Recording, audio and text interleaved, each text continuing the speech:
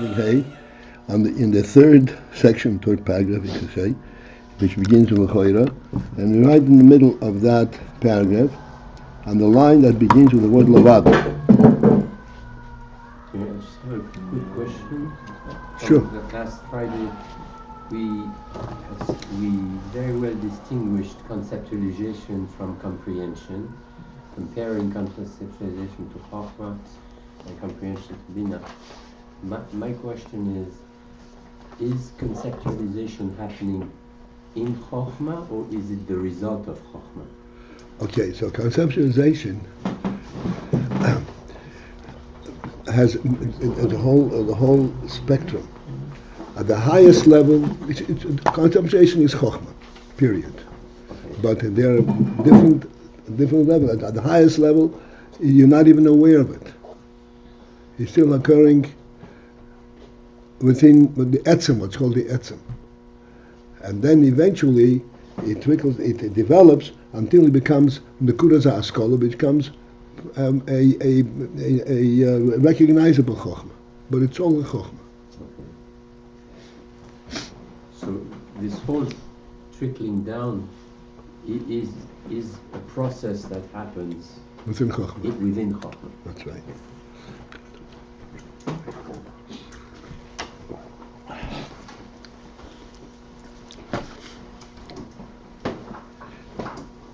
Where does conceptualization originate? Where does chochmah originate?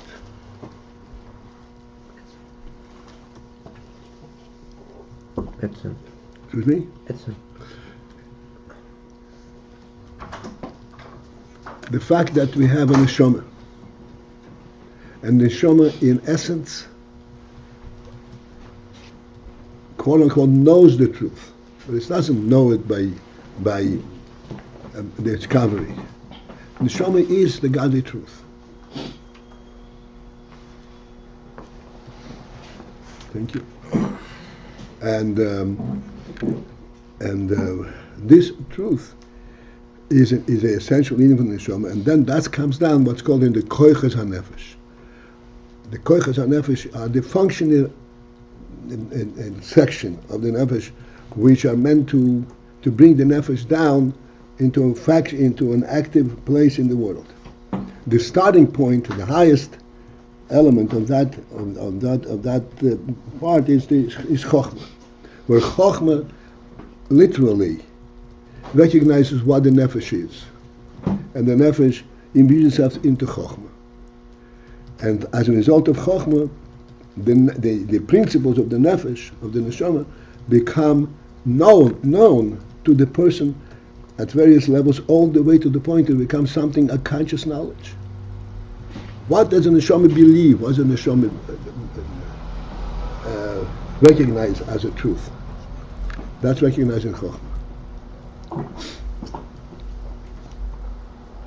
And this is called nekudas ha'askola. It comes in the form of kola, which we discussed and not going to get by again. But on the higher level, you said that the yigiyah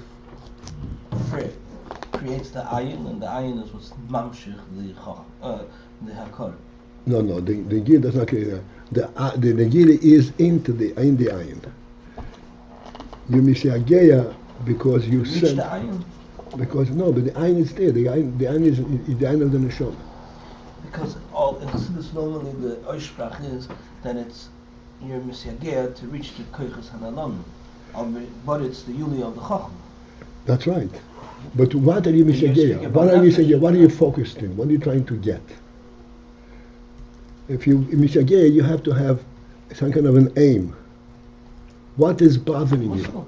What? The muscle is what you're missing. Yeah, but in what way are you focused? Are you focused in the sigi, or are you just torturing yourself? Saying what's the goal? There is a focus there. The focus is that you sense the truth of the ayin. And you insist, I must get to know what's in there. This is the yigiyah. So it's not the yigiyah is the AYIN, the yigiyah is in search of the truth of the AYIN. And yigiyah is an attempt to bring the ayin into yesh. into conscious knowledge. I want to get to know this ayin. Like Yitzchak was Excuse digging. me? Like Yitzchak was digging in the The wells. the The wells. He knew there's water. That's why he was. That's correct, yeah. Good. Very good.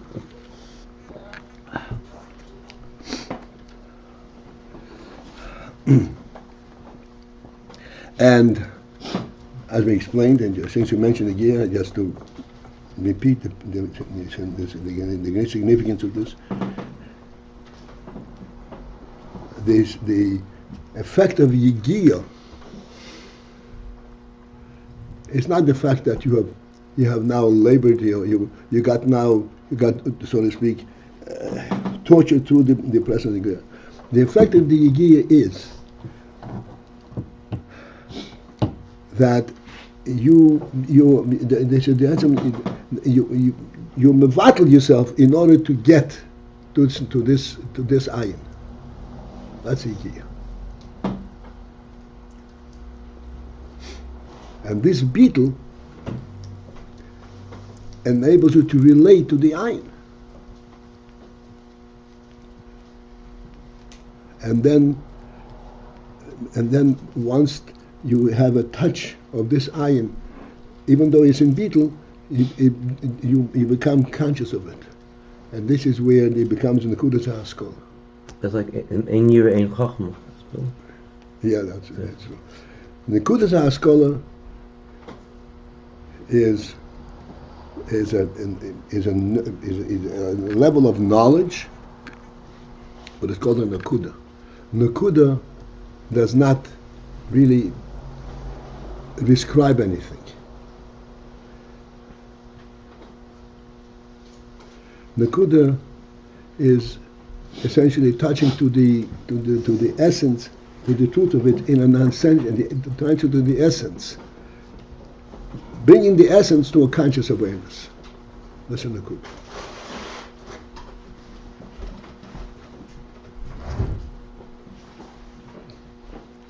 Okay.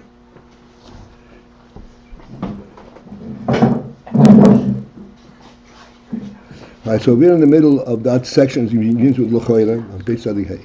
And in the middle, mamish in the middle, the line begins with the word le-vad.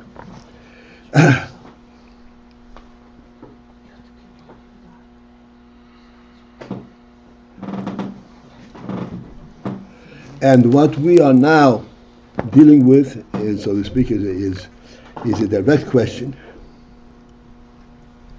Since that, this Nekudas HaSkola, even though it's a Nekuda, but it's a presence to the extent that you can delve into it with Bina, which means that you sense what's contained in this Nekuda and you're able to go and decipher and break it out in Bina. Therefore, this does not seem to be saying that the chochmah is sholei b'yarach to Bina. On the contrary, Bina delves into the Nekudas HaSkola. How do we then say that chochmah is totally above, beyond Bina? And that's why, so in these few lines, Rebbe said, we must say, therefore, that even though it's a Nekudas HaSkola, and Nekudas HaSkola means it has expressed itself, it comes down to time or space in the Mitzias of the world, that it now can be known and deciphered from a worldly perspective. Nonetheless, in this Nekuda is made the Etzem Inyan.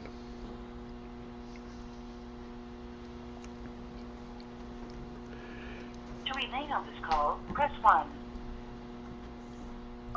Returning to the conference room. The word Meir,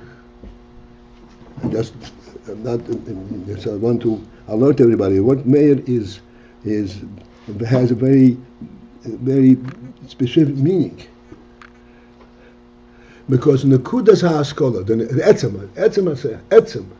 Etzem is of such caliber of truth that it affects its entire environment.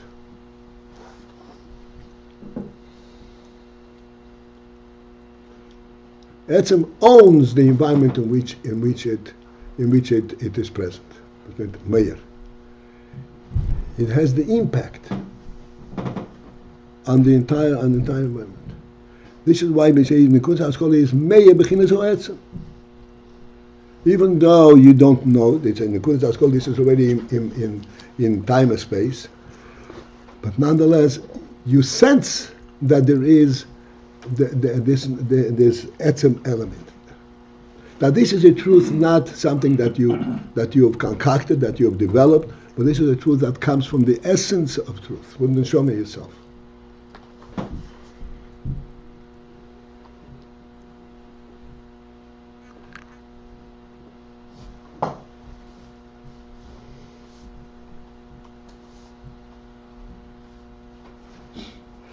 All right.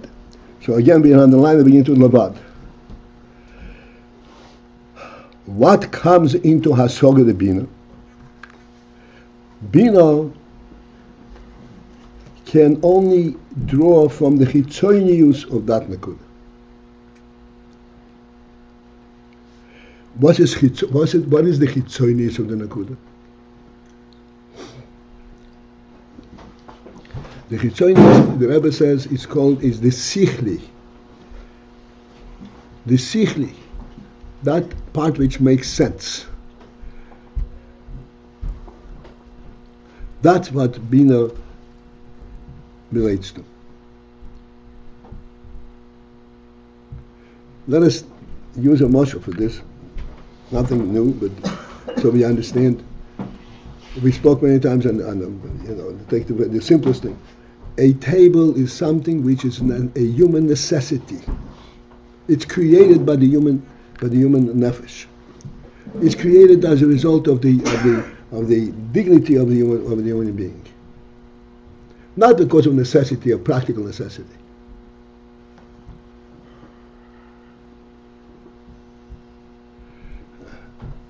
This is called the etzem of this element, reflecting the source, the neshama itself.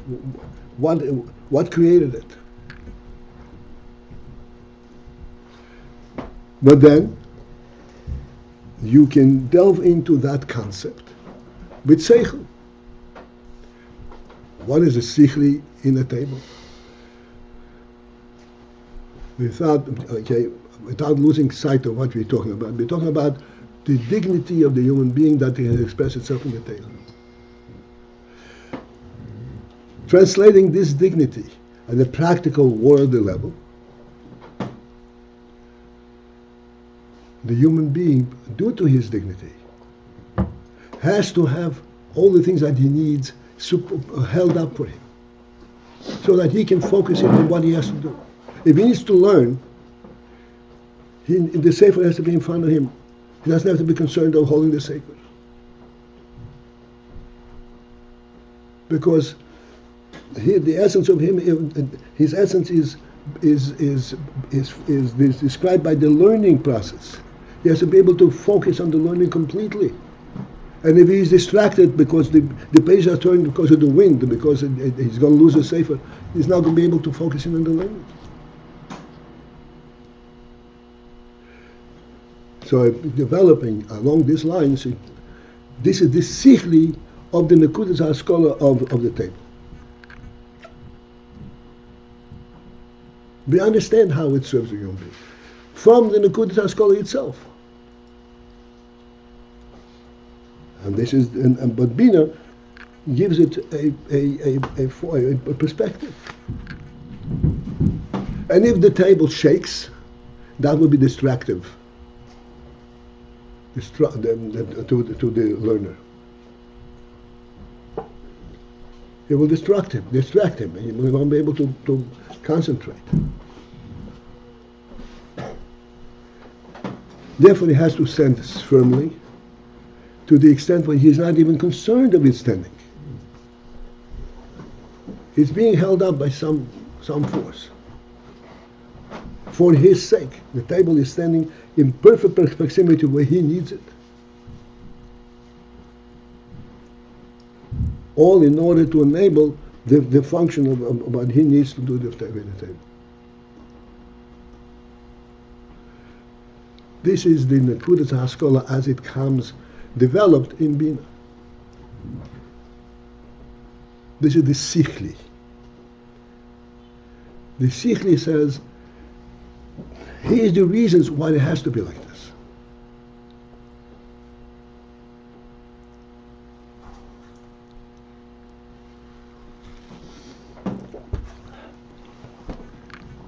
And the great thing about the Sichli is that the Sichli actually carries an element of that etzem, because the Sichli is known prior to the experience. Obviously, he's not going to create a table that shakes, and then you say, "Oh, but it shakes. Oh, it's shaken.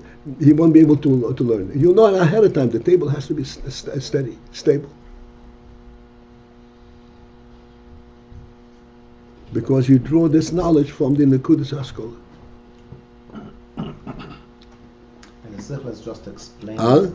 The Sichel is just explaining the Nekudas HaSkola. True, but it's not just explaining, because the Sichli is what brings the Nekudas HaSkola to conscious knowledge in the Bina. Before that, it's in chochmah.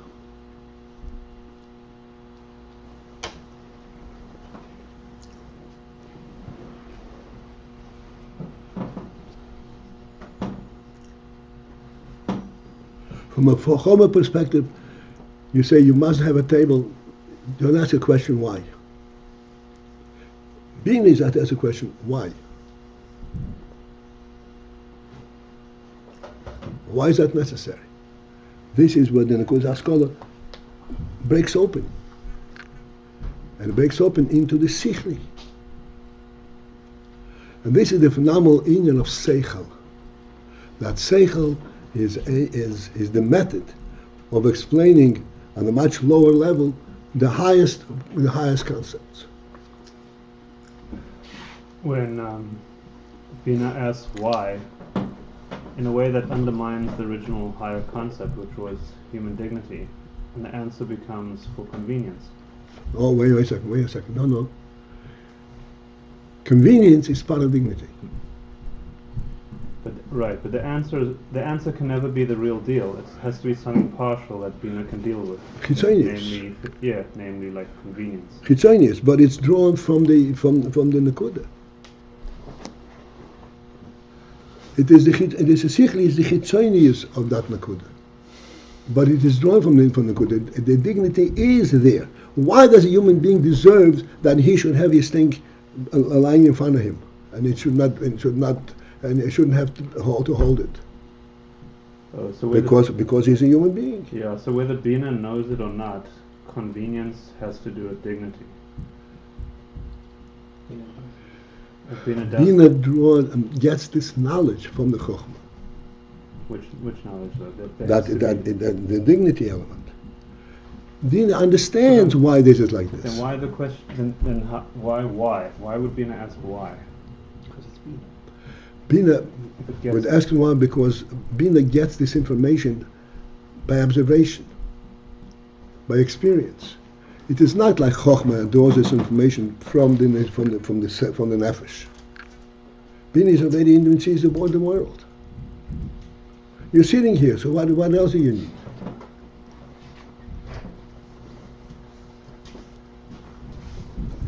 Chochmah draws its information, so to speak, is affected by the nefesh, by the life of the nefesh, the chochmah and the truth of the nefesh. He doesn't have any questions. This is how nefesh expresses. Bina is when you come to know it from a worldly perspective. To remain on this call, press 1. So ask the question, but I guess the answer from chochmah from the Nekuda? That's right. All the questions are all asked from within to try to understand what the chochmah is about.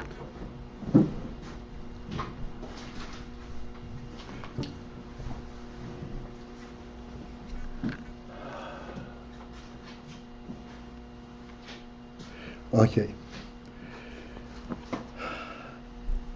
Beyond the line that begins with the word le-vad. That Bina in Hasaga comes down. The chitzoni, The sichli le-vad. The sichli le-vad means just the sichli. The sichli is a wonderful thing, but it's le-vad. It's lacking the loy hargoshas ha'atzmi shebenkuda. Not the sensing of the atzmi. The atzmi. I hope that we're getting the sense of the significance of the atzmi. The atzmi represents what did God create over here when He created a human being.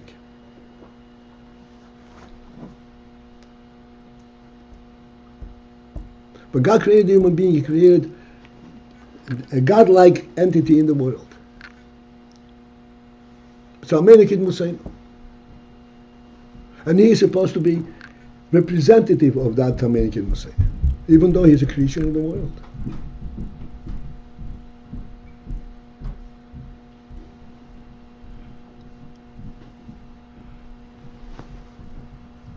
Question. It's not bi-directional, whereby being misbrained to something, meditating something, being misbrained, that a person could have this Hagashas Atzmi. There's only one direction, from Chochmah into Bina, opposed to Bina realizing the Chochmah. Bina can draw from the Chochmah. Bina can relate only to what's the Chitzoni, the Sichli. We shall still see to what extent it is able to sense just above that. But basically, this is what it is.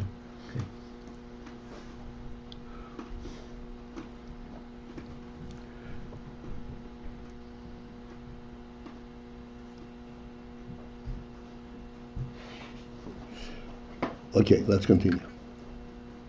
The Hina Yodua. It's explained many instances. The Milkudas Haskolo Meir Ha'oir Begili. That in the Nakuda of the Haskolo, what is a Nakuda? Nakudas Haskolo. What is a Nakudas Haskolo? Nakudas Haskolo means that here is the essential truth of it. You don't need any more explanation. You don't need any more supporting elements to substantiate what you understand. The Nakuda itself carries the truth of it. That's in Nakudas Haskala. In this Nakudas Haskala, Meir Ha'oir Begilui. The oil. Which oil? The oil of the etzem. Meir shines Begilui in full regalia, full expression. And this is why it's sufficient that it should be just a Nakuda.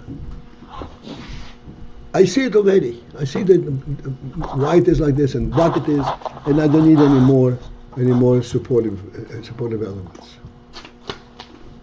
Because I see the Atzmi. Even though it's only in the Kudzat, it's in Mitzias Aseichel, but nonetheless, there is Meir Ha'oyer Begilu. The oil of the Etzem shines Begilu in full expression.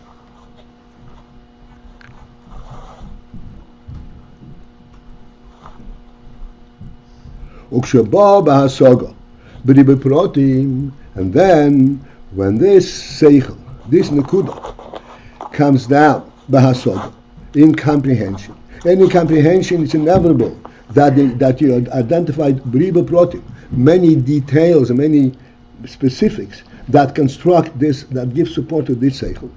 Misalem Hoyer. Then the oil is concealed.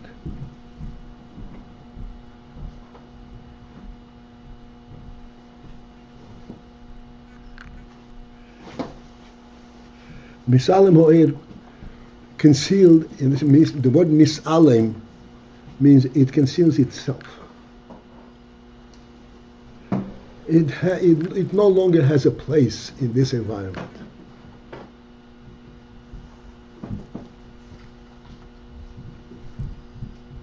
So therefore the oil is misalem.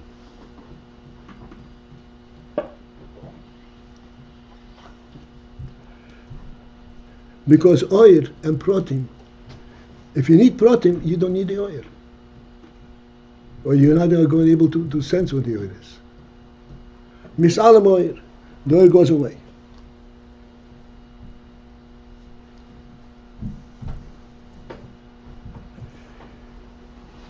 Okay. Now we go yet another step further into it. Vehine, behold.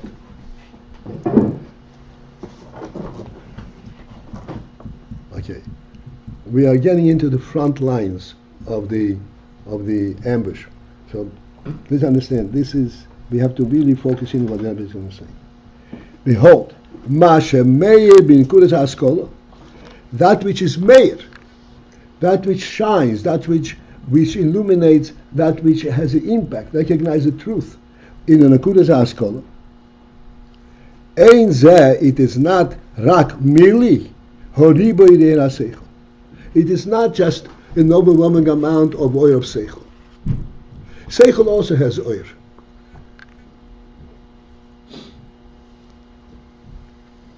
It makes sense. Oh, the fact that it makes sense is substantiates itself. But Meir in the Kudas Haskola, he's not just that there is a lot of the oil haseichel.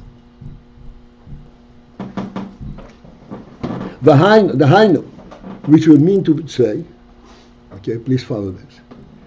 It would mean to say, if we say that this is the same oil, the riboy of oil haseichel, it would mean she'oil seichel, that the oil seichel,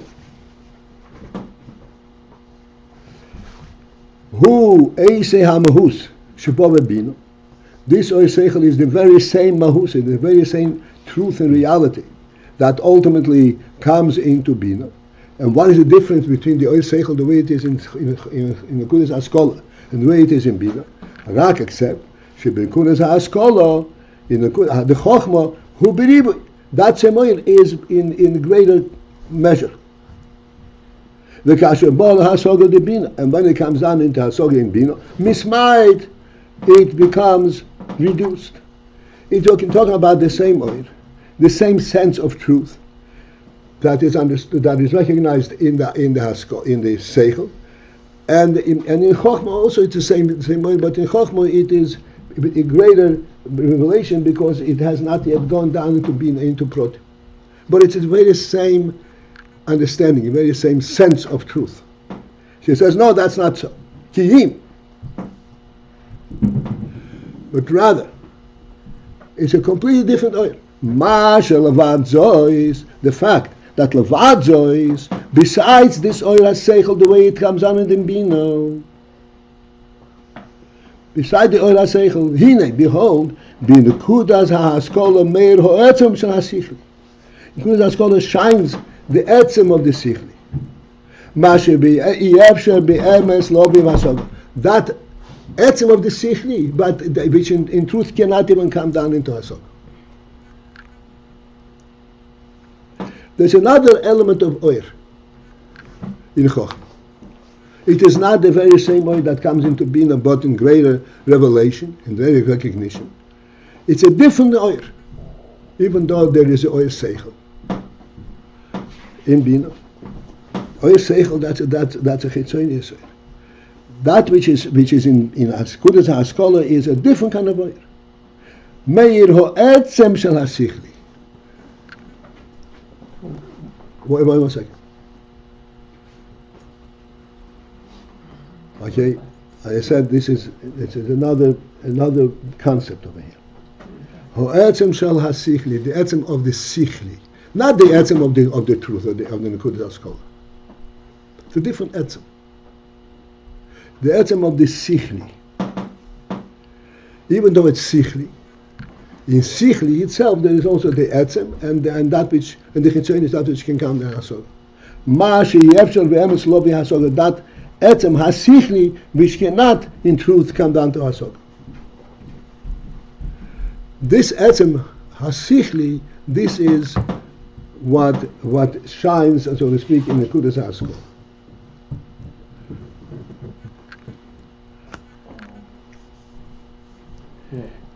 We said many times that we all can sense that in chochmah, even though you have a concept, but the concept, while it is a concept, also makes sense. Not that it makes sense. This is what substantiates what makes it acceptable. No, you accept it because of the nekuda, the truth of the nekuda. But this nekuda already carries with it a sense of a meaning. In other words, it is not a nekuda that overwhelms the human seichel, but rather that the human seichel senses it, recognizes it, can relate to it on a seichel level.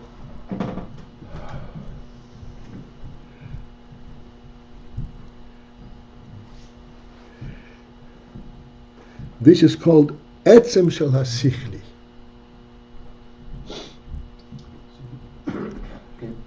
Before you ask questions, yeah. Our best teacher is the Rebbe. Etzem shel hasichli means that the Rebbe wants us to understand these words.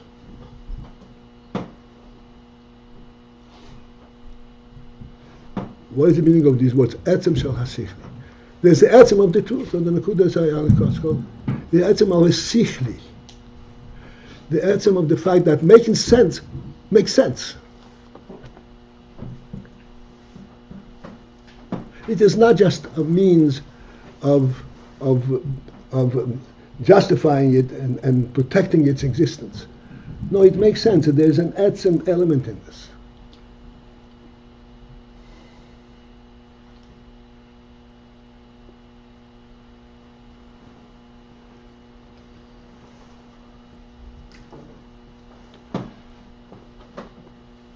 What comes to mind is just looking for a simple way of demonstrating. We wash the Wasser. Or we wash our hands for eating. It's a whole procedure. It's called the ritual washing of the hands. Our world does not understand what this is all about. Wash your hands, you take a bar of soap and go onto the water and warm water, and then you rub it, and then you have clean hands. Here it's a completely different washing. You clean your hands first, make sure there's no stain on. There's not, and then you pour water on it, and it has to be from a keli dafke. What is this about? And you say, hey, yeah, that's a human activity.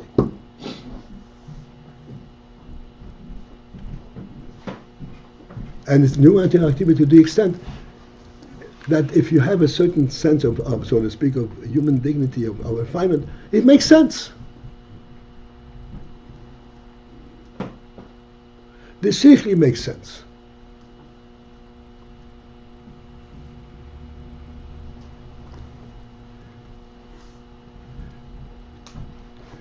And in this making sense,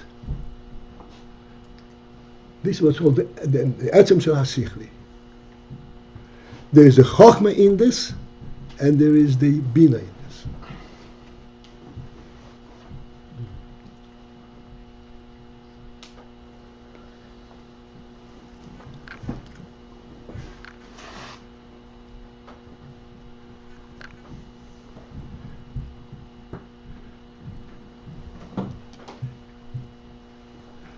You go to mikveh and you tov yourself. You submerge yourself in the water of the mikveh. Better still,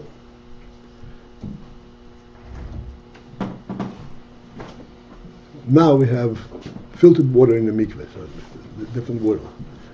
But mikveh can be a little puddle in the middle of the street. This is in fact what people used to use in certain circumstances. That puddle is not drinkable water.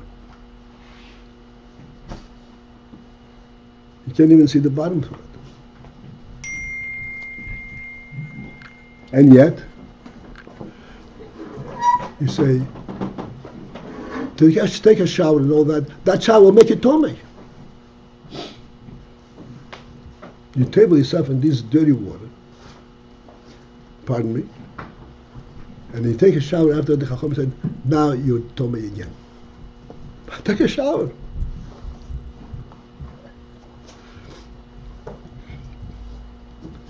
Different concept of Tahara. This concept of Tahara is known only in the Chochmah. And the Sichli can also relate to it.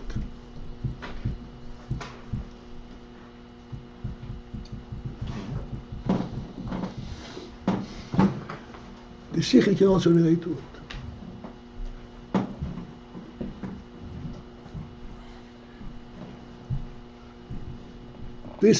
The Sichli element that relates to it is what's called the etzem of the Sichli. Because practically speaking, you cannot possibly explain it.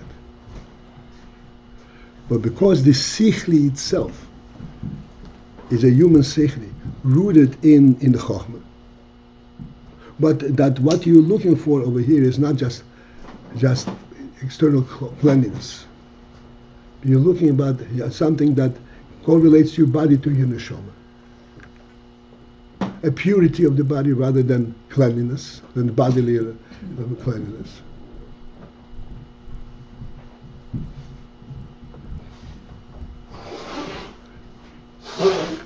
Purity of the body is also a concept in Seichel. Body, how can body be pure? Yes. Acting in a certain way and bringing the body in so to speak, in some level of beetle and submersion, there is an element, and you bring out the purity of the body. That the body is completely subservient into the inner of the neshama.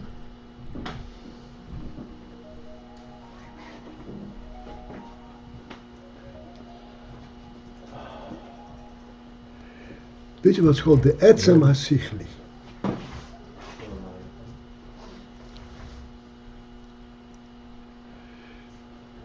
In chochmah, the etzem hasichli is meya begili.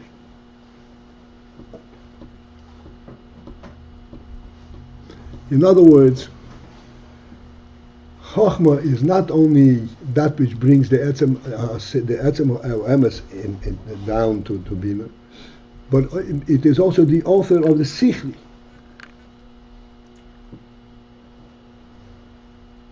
The chochmah is meya etzem hasichli. Then this sichli comes down into bina, where the oil is misalim, and now you only have that which makes sense on the chitzonic level.